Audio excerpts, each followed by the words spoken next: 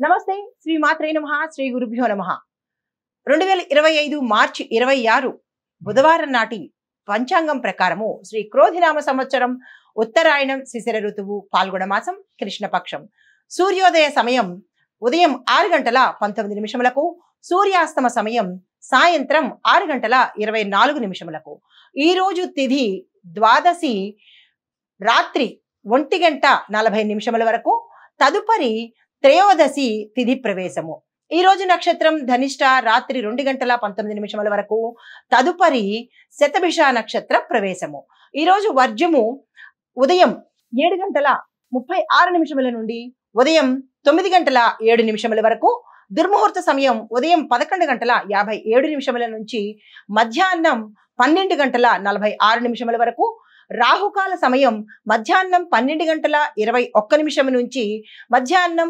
1:52 వరకు యమగండ కాలం ఉదయం 7:49 నుండి ఉదయం 9:20 వరకు బ్రహ్మముహూర్త సమయం తెల్లవారుజామున 4:43 నుంచి తెల్లవారి 5:31 వరకు అమృత ఘడియలు సాయంత్రం 4:39 నుంచి సాయంత్రం 6:10 వరకు ఈ రోజు అభిజిత్ ముహూర్తం లేదు.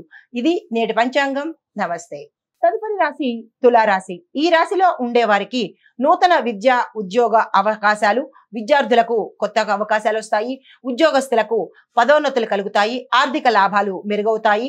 ఆర్థిక పరంగా ఈ రోజు ఏ లావాదేవీలు జరిపినా సానుకూలంగా ఉంటుంది, విజయానికి దారితీస్తుంది, లాభాలు వచ్చే అవకాశము వ్యాపారస్తులకు గోచరిస్తోంది. అయితే శారీరకంగా చూసినట్టయితే ఉల్లాసంగా ఉంటారు, ఆరోగ్యం బాగుంటుంది. ఈ రోజు కుటుంబ పరంగా చూసినట్టయితే శుభకార్యాలు చేస్తారు, శుభవార్తలు వింటారు. మీకు కలిసి వచ్చే రంగులు నీలం రంగు, గులాబీ రంగు.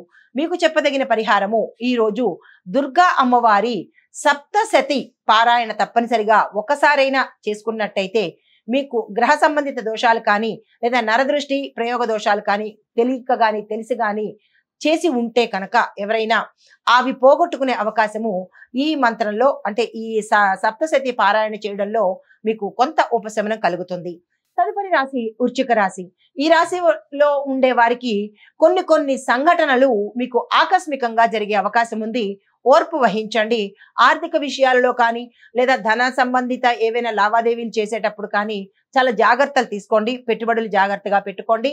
దాంతోపాటు ఏదైనా ఇవ్వడం కానీ మీరు ఏదైనా ఒప్పందాలు కానీ అగ్రిమెంట్ల మీద సంతకాలు కానీ ఇలాంటివన్నిటికీ కూడా చాలా జాగ్రత్తగా ఈ రోజు చేసుకోండి.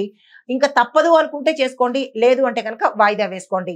కుటుంబ పరంగా చూసినట్టయితే కనుక సౌఖ్యం ఉంటుంది, శుభవార్తలు వింటారు, శుభకార్యాలకు వెళతారు. అయితే మీకు కలిసి వచ్చే రంగులు ఎరుపు రంగు, కాఫీ కలర్ రంగు.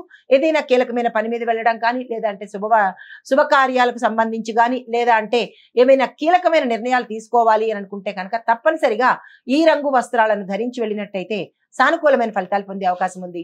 ఈ రోజు మీకు చెప్పదగిన పరిహారము సుబ్రహ్మణ్యేశ్వర స్వామిని తప్పనిసరిగా పూజించండి. వీలైతే దేవాలయానికి వెళ్ళి మీ పేరిట అర్చన చేయించుకున్నట్టయితే కనుక మీకేమైనా దోషాలు ఉన్నా, గ్రహ సంబంధిత దోషాలు కానీ లేదా కుటుంబంలో అడ్డంకులు చిరాకులు ఉన్నట్టయితే కనుక కొంత సానుకూలమైన ఫలితాన్ని పొందుతారు. తదుపరి రాశి ధనస్సు రాశి. ఈ రాశిలో ఉండే విద్యార్థులకు ఈ రోజు అత్యంత అనుకూలమైన రోజు. మీరు ఏ ప్రయత్నం చేయాలన్నా తప్పనిసరిగా ఈ రోజును ఉపయోగించుకోండి.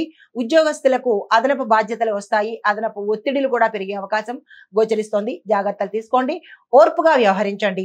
కుటుంబంలో చూసినట్టయితే ఆనందంగా ఉంటుంది, శుభకార్యాలు చేస్తారు, శుభవార్తలు వింటారు, ఆకస్మిక ధనప్రాప్తి కలిగే యోగం గోచరిస్తోంది.